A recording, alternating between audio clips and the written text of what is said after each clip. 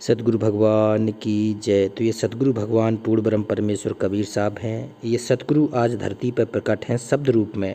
तो कहते हैं उस सतगुरु की शरण में आके पूरा जन्म मरण का चक्र काटना है, हमें सतलोक जाना है, अपने अविनाशी घर में जाना है, अविनाशी राम के यहाँ। तो ये आज का ये शब्द बहुत ही अनमोल है, बहुत ही ज़्यादा अनमोल है, क्योंकि जब तक ये शब्द नहीं समाएंगे हमारे हृदय में तब तक हम अपने घर नहीं जा पाएंगे, अपने जहाँ से हम आए हैं भटकते हुए वहाँ नहीं जा पाएंगे। तो ये शब्द बहुत ज़्यादा अनमोल है। कहते हैं मन रे अब की बैर संभालो।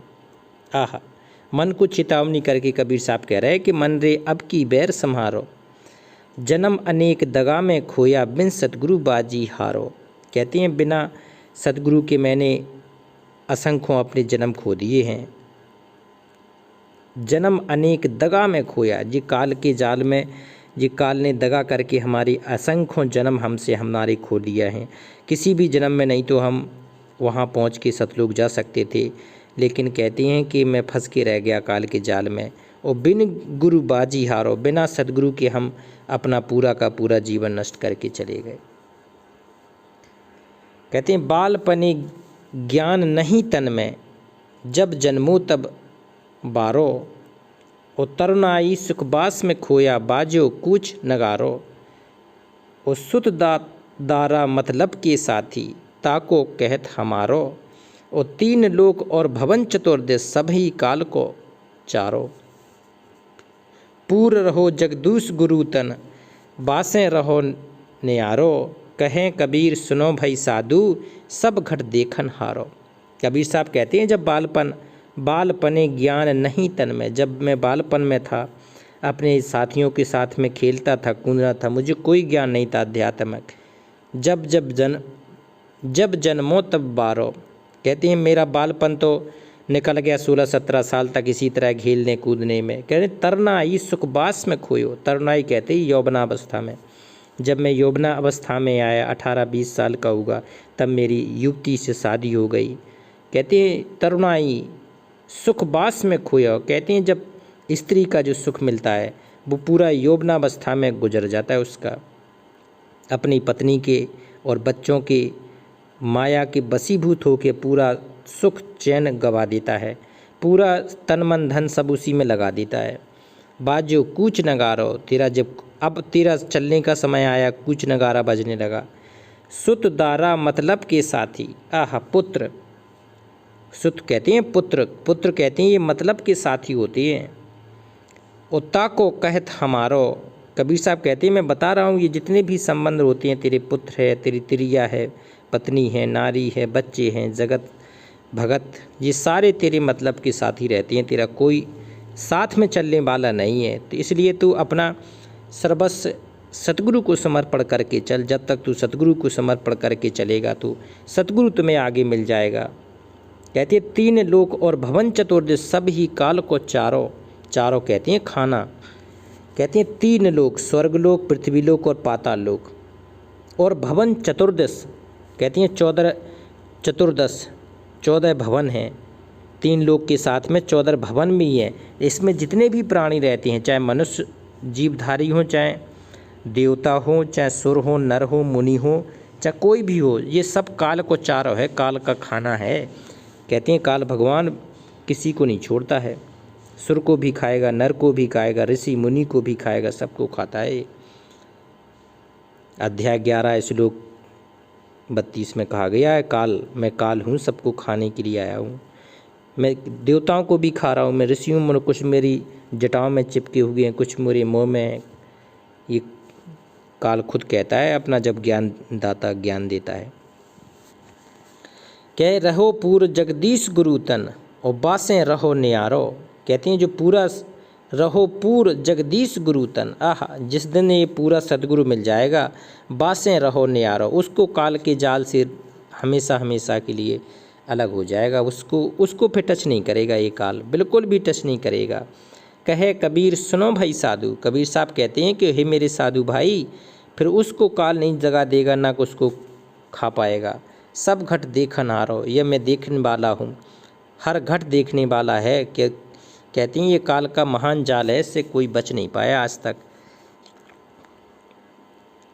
एक और देते हैं, कहते हैं मन कर ले साहिब से प्रीत। कबीर साहब कहते हैं रे मनवा तू भटका ना छोड़ दे, अब साहिब से प्रीत कर ले। साहिब कौन?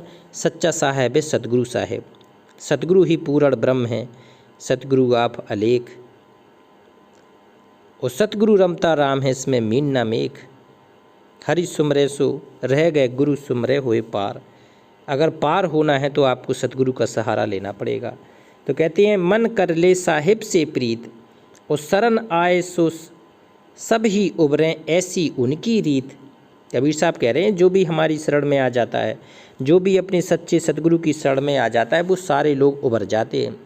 उबरने का मतलब है कि वो सारे के सारे लोग काल के जाल से पार हो जाते हैं और फिर इस संसार में कभी नहीं आना पड़ता है, एक ही बार में सब कुछ प्राप्त कर जाते हैं। वो शरण आए सो सब ही उबरे, ऐसी उनकी रीत, ऐसी उनकी रीत है। और सुंदर देह देख मत भूलो, जैसे तृण पर शीत। आह, कहते हैं कबीर साहब कह रहे हैं कि सुंदर देह को देख के भूल मत जाओ, जैसे तृण पर शीत। तृण कहते हैं हिरन, शीत जैसे वो कस्तूरी रहती है ना, वो भटक के भूल जाती है, अपनी खुशबू अपने से नहीं प्राप्त कर पाती है। तो कहते हैं जैसे तृण पर शीत, और कांची देह गिरे आखिर को। आह, कांची देह गिरे आखिर को, ज्यों बालू की भीत। बालू की भीत कैसी होती है कि कितना भी एक हवा चलता है और बालू की भीड़ बिखर के जाती है, गिर जाती है, समारे नहीं संभलती। ऐसी तृण वाली है, ये मिट्टी की है, ये नहीं संभलती है। ऐसे जन्म बहुर नहीं पे हो। कहते कबीर साहब कह रहे हैं कि ऐसा जन्म बार बार नहीं प्राप्त करोगे कि मानुष जन्म है और सतगुरु प्रकट है। तो ऐसा जन्म बहुर नहीं पे हो, जात उम्र सब बीत। तेरी सारी उम्र बीत जाएगी लेकिन तू पा नहीं पाएगा ऐसा जन्म। दास गरीब चढ़े गढ़ ऊपर, और देव नगारा जीत। कबीर साहब कहते हैं तुझे सतभक्ति करके ऊपर चलना है, तेरा नगारा जीत लेगा। तो ऊपर नगाड़े बज रहे हैं, ब्रह्मलोक में नगाड़े बज रहे हैं, उस नगाड़े के ऊपर तुझे सतलोक चलना है, वहाँ सतभक्ति करना है, सच्चा प्रेम मिलना है, सच्चे सतगुरु मिलेंगे, सच्चा भगवान मिलेंगे। तो उस भगवान के लोक अब तुझे चलने के लिए तैयार करना है। एक और देखते हैं, साधु सार शब्द गुण गाओ। आह, कबीर साहब कहते हैं बेटा सार शब्द के गुण गाओ, सार शब्द के अलावा कोई तुम्हारा अपना नहीं है। ये सार शब्द सतगुरु का स्वरूप है, दूसरा कुछ नहीं है। सतगुरु के स्वरूप का गुण गाओ, सतगुरु की महिमा गाओ। जो जितनी ज़्यादा अपने सतगुरु की महिमा गाएगा वो उतना ही काल के जाल से मुक्त होकर सतलोक चला जाएगा। कहते काया कोट में काम विराजे, और सोजम के गढ़ छाओ, और 14 भुरुज 10 दरवाजा, कोठरी अनेक बसाओ। कहते हैं काया कोट में काम विराजे, सबसे ज़्यादा भक्ति मार्ग पर अगर अवरोध करता है तो वो है काम वासना। तो इस काया के शरीर के अंदर काम वासना सबसे ज़्यादा प्रबल हो जाती है, कामदेव। और सो जम के गढ़ छाओ, और जिसको काम सताएगा, जो भक्ति नहीं कर पाएगा, तो उसको काल के ही गढ़ में रह जाएगा, वो पार नहीं हो पाएगा, वो किसी प्रकार से पार नहीं हो पाएगा। कहते हैं 14 बुर्ज 10 दरवाजा, कहते हैं 14 भवन, और शरीर के अंदर 10 दरवाजे पार करने होते हैं। साधना करने के बाद ये 10 दरवाजे अपने आप खुल जाते हैं सतनाम के जाप से। कुछ कहते हैं कुछ कमल चक्रों की जाप से खुलते हैं, मूलाधार से लेके, मूल कमल से लेके त्रिकुटी कमल तक की यात्रा होती है। ये कबीर साहब अपने मंत्र देते हैं, गोपनीय मंत्र हैं जिसको कोई नहीं जानता, बिना सतगुरु के कोई जानता ही नहीं है, भगवान के अलावा कोई इन्हें बता ही नहीं सकता है। तो कहते हैं 14 भुरुज 10 दरवाजा, और कोठरी अनेक बसाओ। वहाँ कोठरी में अलग अलग ताले लगे हैं हर दरवाजे पे, कोई दरवाज़ा पार नहीं कर पाओगे अपने से। तो सच्चा सतगुरु अगर आपके पास होगा तो आपको पार करके ले जाएगा, 10 दरवाजे पार करके आपको ले जाएगा, सीधा सतलोक में छोड़ेगा। कहते हैं तेगा तरकसी कस के बांधो, और दुर्मति दूर बहाओ। तेगा तरकसी कस के बांधो, कहते हैं अपनी भक्ति मर्यादा को बिल्कुल कस के बांध लो, और दुर्मति दूर बहाओ। जो कुछ भी तेरी दुर्मति है, तो कुछ तेरे गलत विचार हैं, भाव हैं, उसको दूर कर ले। और काड़ कठारी जम को मारी, तब अमल गढ़ पाओ। काड़ कठारी जम को मारी, तब अमल गढ़ पाओ। और त्रिकुटी मध्य त्रिवेणी धारा। आह, कहते हैं जब तू त्रिकुटी पे पहुँचेगा ना तो सतगुरु तेरे साथ में आ जाएंगे। तू सतगुरु को पहचानेगा और सतगुरु के साथ में फिर कहते हैं विमान आके विमान लाएंगे सतगुरु। ऐसा नहीं है, विमान में बैठ के तू सीधा सतलोक चला जाएगा। तो कहते हैं त्रिकुटी मत त्रिवेणी धारा सूरमा भक्त कहाओ। वहाँ पर तो कोई सूरमा भक्त ही पहुँच पाएगा, युगों युगों की से भक्ति करता हुआ आ रहा है वो पहुँच पाएगा। और मन बंदूक और ज्ञान पतीला प्रेम प्याला लाओ। वहाँ पर कहते हैं मन बंदूक और ज्ञान पलीता प्रेम प्याला लाओ। वहाँ प्रेम मिलेगा। सतगुरु प्रेम करने के लिए वहाँ बैठे रहते हैं कि कोई भक्त तो त्रिकुटी तक पहुँचेगा। कहते हैं लाखों में कोई एकाध त्रिकुटी तक पहुँच पाता है, और उसको फिर परमात्मा कितना प्रेम करते हैं, कितना आदर भाव देते हैं। विमान लेके बैठे रहते हैं कि बेटा आप काल के जाल से सीधा सतलोक चलो। शब्द के गोली धुन के रंजक काल मार बिचलाओ। कहते हैं तेरे सार शब्द की तेरी जो गोली है, तेरी सार शब्द की जो तेरी धुन है, उससे तो काल के जाल से परे निकल जाएगा। तो उसके काल जाल से निकलने के लिए सतगुरु प्रकट होके आते हैं। तो आज ये पूर्ण ब्रह्म परमेश्वर सतगुरु रूप में प्रकट है, धरती पे प्रकट है, भगवान हृदय कमल में बैठा है। कहते जो कोई वीर चढ़े लड़ने पर मन के मैल धुआओ। और 12 घाटी 6 के बाटी, 12 होते हैं, 12 घाटी 12 द्वारे हैं।